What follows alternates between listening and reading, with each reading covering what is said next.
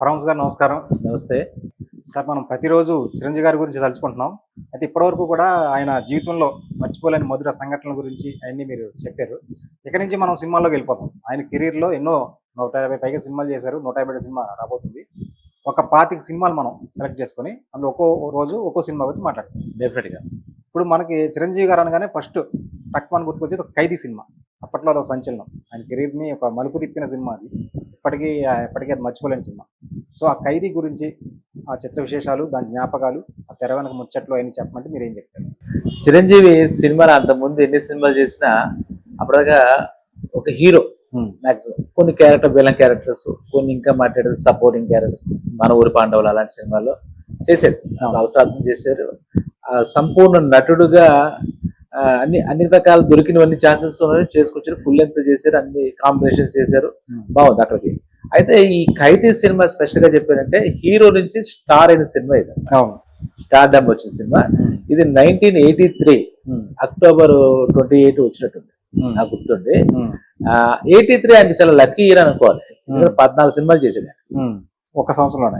83 ఒకటిలోనే 14 సినిమాలు చేస్తే 13 సినిమాలు ఒక ఎత్తు అయితే ఈ 14 ఖైదీ ఒక ఎత్తు.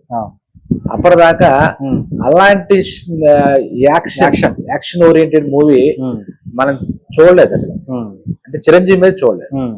ఇంకా అయితే ఈ విషయం చెప్పాలంటే కనుక ఇది సిల్వెస్టర్ స్టాలోన్ అని చెప్పి రాంబో సిరీస్ చేశారు. ఫస్ట్ బ్లడ్ అనే ఒక మూవీ వచ్చి హాలీవుడ్ మూవీ. అందులో ఒక మిషన్ గన్ మంచి అడవిగా ఉంటాడు కండ్రలో. ఆయన సిల్వెస్టర్ స్టాలోన్ అంటే బాగా మాస్ హీరో లాగా ఉంటాడు హాలీవుడ్. అది మన ఇండియన్స్ కూడా వచ్చింది. ఆ సినిమా బేస్ చేసుకుని అది యాజిటీస్ గా తీస్తే మనకి ఏం చూస్తారు, అక్కడ సెంటిమెంట్ అక్కడ నేటివిటీ వేరు కదా. దీంట్లో మెయిన్ పాత్ర ఎవరంటే ప్రొడ్యూసర్స్ కూడా చెప్పుకోవాలి. సంయుక్త మూవీస్, ఆ తిరుపతి రెడ్డి, ధనంజయ రెడ్డి, నర్సిరెడ్డి వాళ్ళ కాంబినేషన్. అయితే తిరుపతి రెడ్డి గారికి మెయిన్ రోల్ అని చెప్పుకోవాలి నెల్లూరు. ఈయన ఏంటంటే సినిమా ఇండస్ట్రీ మీద ఈయనకి ఫైనాన్స్ చేసేవారు. సినిమా రంగంలో సినిమా ప్రొడ్యూసర్స్ ఆయన ఫైనాన్స్ చేసి తర్వాత న్యాయం కావాలి, ఏదో కిరాయి రౌడీలు ఇలాంటి సినిమాలో చిరంజీవి చూసి బాగుంది అనిపించుకుని వీళ్ళతో ఒక సినిమా తీస్తే బాగుంటుంది కోదండరామిరెడ్డి గారి డైరెక్షన్ లోనే ఆయన అలా ప్లాన్ చేసుకున్నాడు. ఆయన ప్లాన్ చేసుకున్న ముందు మోహన్ బాబు గారు చిరంజీవి గారు కలిపి ఒక సినిమా చేద్దామని ఇది అనుకున్నాడు. సరే చిరంజీవి గారితో మాట్లాడదాం, కోదండరామిరెడ్డి గారితో మాట్లాడదాం అనుకున్నప్పుడు ఈ ఫస్ట్ బ్లడ్ సినిమా చూసిన తర్వాత దీన్నే మనం ఎందుకు తెలుగులో తీయకూడదు, ఈ పాయింట్ తీసుకుని అని చెప్పేసి పరచూరి బ్రదర్స్ కి అంతకుముందు ఏదో వియత్నాం సుందర్ అని చెప్పి ఆ తమిళ ఎవరో ఒక రైటర్ ఉన్నట్టున్నాడు. ఆయనతో చెప్పాడు కట్ చేయమని చెప్పి వీళ్ళిద్దరి మీద, మోహన్ బాబు గారి మీద, చిరంజీవి గారి మీద. సరే ఆయన మీద పడుతుంటే ఈ టైంలో ఫస్ట్ బ్లడ్ నచ్చింది. దానికి పరచూరి బ్రదర్స్ చేతిలో పెడితే బెటర్, అన్ని సూట్ అవుతాయి అనేసరికి ఆ ఫస్ట్ బ్లడ్ లో కొన్ని సీన్స్ కొన్ని ఇతివృత్తంగా కొంచెం తీసుకుని మిగిలినంతా మన నేటివిటీకి అనుగుణంగా వాళ్ళు మొత్తం మార్చేశారు. పేరుకి నోట్లో మనం ఫస్ట్ బ్లడ్ చెప్పాలి కానీ టోటల్ గా కథ దీనికి ఎందుకంటే ఇలాంటి ఖైదీలు అంటే స్టార్డమ్ ఉన్న సినిమా రావాలంటే అంటే ఒక హిస్టరీ క్రియేట్ చేసిన అప్పుడు చిరంజీవి గారి సినిమాలు అన్ని రంగాల్లో గట్టిగా పనిచేస్తే గానీ మనం అన్ని విభాగాలు సక్సెస్ అవుతాయి కానీ 24 క్రాఫ్ట్స్ మనకి ఎంత ఇంట్రా. సరే ఆయన మొత్తం వాళ్ళిద్దరు కూర్చుని ఆ స్క్రీన్ ప్లే మొత్తం కూర్చుని దీంట్లో బెస్ట్ స్క్రీన్ ప్లే మూవీస్ కొన్ని తీసుకుంటే ఇందులో స్క్రీన్ ప్లే పరంగా ఇది బెస్ట్ మూవీ అవుతుంది చిరంజీవి గారి సినిమాలో. అక్కడ ఈ ఖైదీ అనే టైటిల్ తిరుపతి రెడ్డి గారికి తట్టిందండి. ఇది ఒక విశేషం. ఖైదీని పెడదాం అని కోదండరామిరెడ్డి గారితో వాళ్ళతో అయిపోయి అది ఇందాక చెప్పాయి కదా. ఆయన యొక్క భాగస్వామ్యం బాగుంది. నిర్మాత అంటే డబ్బు పెట్టేసాం, ఫైనాన్స్ నేను నా ఫైనాన్స్ కదా నా సినిమా కూడా ఫైనాన్స్ ఇస్తాను అనుకోకుండా తిరుపతి రెడ్డి గారి దాంట్లో ఖైదీ టైటిల్ అయిందని చెప్పి ఆయన ఆ పేరు పెట్టారు. ఆ ఖైదీ కూడా నిజంగా జనాల హృదయాలు ఈయన ఖైదీ అయిపోయింది, శాశ్వత ఖైదీ ఇంకా అలాగే అయిపోయింది. తర్వాత ఈ సినిమాలో దేనికి దానికి రివెంజ్ డ్రామా ఉంటుంది, యాక్షన్ సన్నివేశాలు ఉంటాయి, పగ పంతం లవ్ స్టోరీ ఉంటుంది, మంచి లవ్ స్టోరీ. ఇంకా మరి సాంగ్స్ అన్ని హిట్స్. ఈ జన్మంతా పగ కోసమే, నెక్స్ట్ జన్మ ప్రేమ కోసం మంచి మంచి డైలాగ్. పరచూరి బ్రదర్స్ కూడా మంచి యంగ్ అండ్ డైనమిక్ గా అందరూ ఉన్నారేమో. బహుశా మెగాస్టార్ కూడా 28 ఏళ్లే అప్పుడే కండలు తెరిగి వచ్చి ఆ డ్రెస్ అది ఉంటుంది ఖైదీకి సెపరేట్ గా. మామూలుగా మనం జైలులో చూస్తే ఖైదీలు తెల్ల చొక్కా తెల్ల వేసుకుని నెంబర్ ఏదో ఉంది, అది అలా కాకుండా ఖైదీకి అది ఒక డిఫరెంట్ గా ఉంటుంది ఆ కాస్ట్యూమ్. బ్లాక్ వేసి రెడ్ వేసి, ఇటీవల హరిహర విరమల్లో కూడా బ్లాక్ రెడ్ అది గుర్తొచ్చింది నాకు ఆ సందర్భంలో. అలాగే బ్లాక్ అండ్ రెడ్ తలకేదో కడతాడు, మంచి జుట్టు ఎలా ఉంటుంది కదా, అది మటుకు చిరంజీవి గారు ఆయన డిజైన్ చేసుకున్నారు. ఇలా ఉంటే బాగుంటుంది కదా అని ఆయన సజెస్ట్, అది డెఫినెట్ గా సక్సెస్ అయింది. దీని తర్వాత ఇందులో చెప్పుకోవాలంటే ఎవరు హీరో అంటే అన్ని విభాగాలలో హీరో అనుకున్నాం కదా, కోదండరామ్ గారి డైరెక్షన్ కూడా ఇది 40 ఏళ్ల పాటు ఫస్ట్ బెట్ పాయింట్ తీసుకుని ఈ ఖైదీ సినిమా కథగా చేసుకుని 40 రోజుల దాకా పట్టింది టైం. అప్పుడు ఈయన బిజీగా ఉండి కోదండరామ్ రోజు ప్రతిరోజు సాయంత్రం వచ్చి పరచూరు వెంకటేశ్వర గారితో సరే ఎంతవరకు వచ్చింది ఎలా చేశారని చెప్పి ఆయన కాంట్రిబ్యూషన్ ఆయన చేసేవారు. సరే చిరంజీవి గారు 14 సినిమాలు చేస్తే ఆయన ఎందుకు దొరుకుతారు, అంత అయిపోయి అని చెప్పి ఉంటారు. సరే ఆ ఖైదీ క్యారెక్టర్ చేసేసరికి అందులోకి ఈయన పరకాయ ప్రిపరేషన్ చేసినట్టు అయిపోయింది. అంటే మంచి కశ్మీర్ క్యారెక్టర్ దొరికితే ఈయన ఎరగదీసేసాడు. అయితే ఫస్ట్ బెడ్ ఎక్కడ హాలీవుడ్, ఇది విలేజ్ నేటివిటీ తీసుకొచ్చారు మన బ్రదర్స్, పరచూరు బ్రదర్స్. గ్రామీణ నేపథ్యం, గ్రామీణంలో మోతుబరి రైతులు వాళ్ళ ప్రజలను ఏ రకంగా వేధిస్తారు ఇవన్నిటిని మిళితం చేసేసి రావు గోపాలరావు గారు, నూతన్ ప్రసాద్, రాళ్లపల్లి వీళ్ళ కాంబినేషన్, వీళ్ళ కుట్రలు, ఆ పల్లెటూరు ప్రజల అమాయక ప్రజల మీద వీళ్ళ దాష్టీకాలు, దాని మీద ఈయనకి జరిగినటువంటి అన్యాయం, దానికి ఎలా పగ తీర్చుకోవాలి ఒక యువకుడుగా ఉన్న ఇతను, సిస్టర్ అన్యాయం జరిగిందే మనకి కథలో మార్పు. ఇక అందులో కనుక మనం చూసుకుంటే ఇంకా ఈయన నవరసాలు అంటాం కదా, కళ్ళలో చూసినా కూడా కళ్ళ మీద షార్ట్స్ చూసినా ఎర్రగా ఎర్రటి ఆ పగ అలా ఉండిపోతుంది. ఆ రౌద్రం, భయానకం, రకరకాల బీభత్సం అన్ని సృష్టించేసాడు హిందూ సినిమాలో. చాలా సీరియస్ గానే ఉంటుంది క్యారెక్టర్. రంగనాథ్ గారు ఒక పోలీస్ ఇన్స్పెక్టర్ ఏదో ఎస్పీ, మరి ఆయనది కూడా ఒక ఉదాత్తమైన క్యారెక్టర్. ఈయన పట్టుకోవాలనే ఉద్దేశంతో అది ఒక మంచి మనసున్న డాక్టర్ గా సుమలత.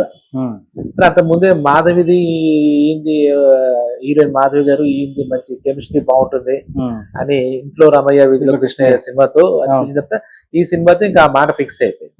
ఇంకోటి ఇందులో ఈ నాగిన్ పాట రగులుతోంది మొగలు పద పాట కూడా ఐడియా ఎక్కడో తిరుపతి రెడ్డి గారు చూసి ప్రొడ్యూసర్ ఇలా పెడదామండి అని అడిగాడు. నాగిన్ డాన్స్, నాగిన్ పెడదాం, ఈయన ఏదైనా డాన్స్ బాగా చేయగలడు కదా అని చెప్పినప్పుడు కోదండరామ్ రెడ్డి గారు ఇతను ఏదైనా చేరిపి హీరోని ఏదైనా చేయగలిగినప్పుడు బాధ ఏముంది, ఆ నాగిన్ పాట అది ఆయన దగ్గర. ఇక వేటూరి గారు విజృంభణ అనమాట, ఆ రగులుతోంది మొగలిపోదా మొగల మారి కన్యదా, అలాంటి పాట మళ్ళీ ఆయన రాసేది తెలియదు. నాగిన్ పాటలు తక్కువ వస్తాయి కదా, ఆ పాటతో మనకి ఎక్కడికో వెళ్ళిపోయింది. వేటూరి గారు మొత్తం అన్ని పాటలు ఆయనే రాశారు, ఒక పాట తప్పించి. ఒక పాట రాజశ్రీ గారు ఉన్నారు కదా, ఇదేమిటబ్బా ఇది అదేమిటబ్బా అని ఒక పాట ఏదో ఉంటుంది, అది కోదండరామ్ రెడ్డి గారి సినిమా ఇంకో సినిమా పెడితే ఇందులో పెట్టుకుందాం మనం రాజశ్రీ అంటే ఇష్టం అన్నట్ట. రాజశ్రీ గారు ఆ పాట ఒకటి రాసినట్టు మిగిలిన 5-6 పాటలు వేటూరు గారి ఇది అని చెప్పుకోవాలన్నమాట. గోరింటా పూచింది ఏదో ఆ పాట ఒకటి.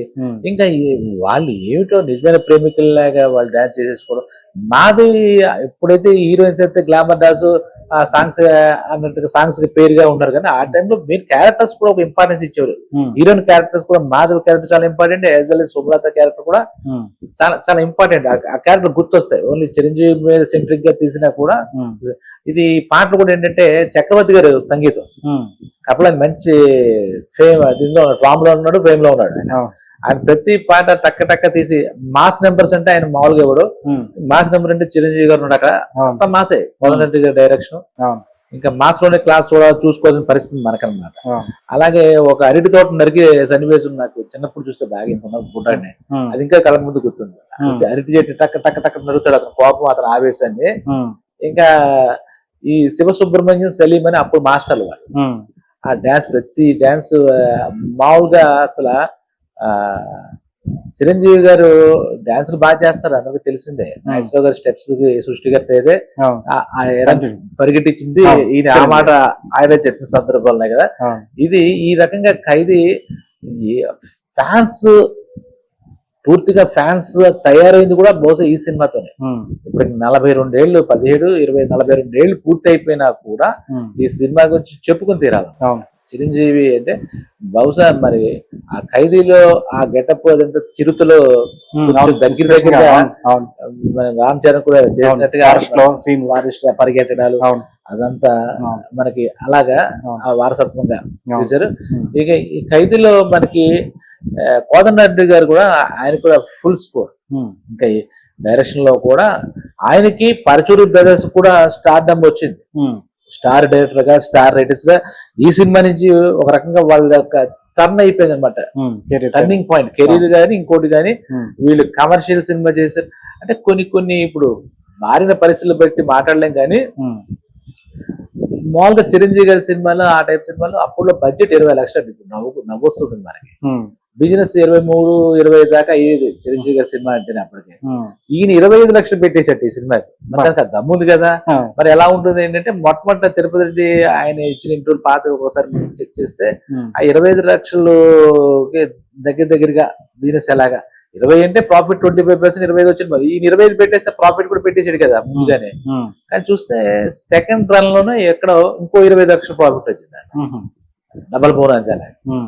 ఆ తర్వాత ఏంటంటే వాళ్ళ సంయుక్త మూవీస్ లో కూడా ఇది బెస్ట్ మూవీ. ఇంకా తర్వాత వాళ్ళకి అంత అంటే ఇంకో 2-3 సినిమాలు తీసినట్టు కానీ అంతలాంటి సినిమా రాదు. ఖైదీ అంటే నిజంగా కూడా ఈ రోజు చిరంజీవి గారి టాప్ 10 తీసుకున్నా కూడా టాప్ 3 లో ఉంటుంది నాకు తెలిసి. అంటే ఈ కలెక్షన్స్ అంటే మరి 25-50 ఎలా పోల్చుకుంటాం? 40 ఏళ్ళ క్రితం 25 అంటే అది కోట్లలోనే ఉండి ఉంటుంది. మరి ఆయన రెమ్యూనరేషన్ ఎంత ఉంటుంది? 20 లక్షలు బడ్జెట్ కాస్ట్ అయితే. అంటే ఆఖరికి డిజైన్ రాయడం కూడా మనకు అభిమానం గుర్తుంటుంది. ఖైదీ అనేది వాల్ పోస్టర్ మీద ఈయన గెటప్ అది కూడా చూస్తే చాలా అంటే క్యారెక్టర్ ఇంత పగా పంతం తీసుకున్నా మన అందరి మధ్యలో అతని మీద ఒక జాలి ఒక ఇది కలిగే భావంతో ఆయన ట్రీట్ చేశారు. అయ్యో అనిపిస్తుంది ఈ రోజు చూసి, నిజమే చంపేయడం కరెక్టే అన్న ఫీలింగ్ వస్తుంది అన్నమాట ఈ ఖైదీ. ఇలా ప్రతి మూమెంట్ ఈయన కోసం తయారు చేసినట్టుగా ఆ కళ్ళు ఇటు తిప్పడం వాడి తిప్పడం, ఆ సుమల దగ్గరికి ఏదో బుల్లెట్ ఏదో దెబ్బ వెళ్ళినప్పుడు వచ్చి ఆ అమ్మాయి దాచడం, ఇవన్నీ చాలా అద్భుతమైన సినిమా అని చెప్పాలి. ఆయన గురించి మాట్లాడకుండా ఈ సినిమా గురించి చెప్పుకోవడం నిజంగానే దీని గురించి ఇండస్ట్రీ హిట్. చిరంజీవి గారి కెరీర్ మలుపు తిప్పి స్టార్ట్ తెచ్చిన ఇది ఒక హిట్. సో ముందుగా మన ఖైదీ పుట్టినరోజు శుభాకాంక్షలు చెప్పుకుందాం. అవునవును, 22 పుట్టినరోజు అనుకున్నాం కాబట్టి మనకు కుదిరితే మళ్ళా మనం ఒకసారి ఈ ఖైదీ సినిమా చూడాలి కూడా. చెప్తుంటే అనిపిస్తుంది, అన్ని గుర్తొస్తాయి. రేపు మరో సినిమాతో మళ్ళీ కలుద్దాం. డెఫినెట్ గా.